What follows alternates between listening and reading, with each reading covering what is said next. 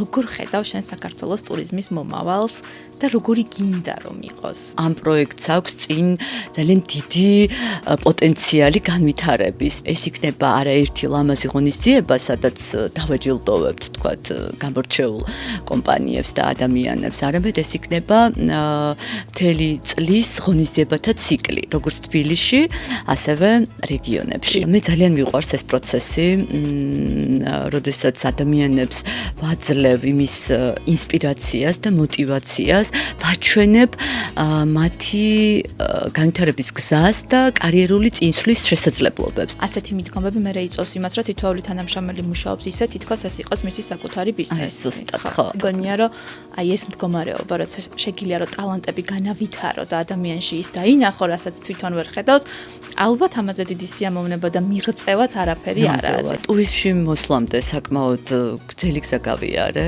იმ დროს იყო რაიმე შატო საქართველოში. ნულიდან უნდა დაგვეწყო ტურიზმის ბიზნესის მშენებლობა. აი ამ ყველაფერმა ისე გამომაწრთო, რომ მაგის მერე არასოდეს აღარ მეშინია ნულიდან რაიმის დაწყების. პირველები ვიყავით, ვინც შექმნა საქართველოში ღვინის ტურიზმის უმაღლესი სტანდარტი. ვიყავი პირველი ქართველი, ვინც გახდა, ესე იგი, საერთაშორისო ბრენდული სასტუმროს გენერალური მენეჯერი. არასოდეს არ მიყავს ჩარჩოში ყოფდა, ყოველთვის ჩარჩოდან გარეთ უნდა ვიყო.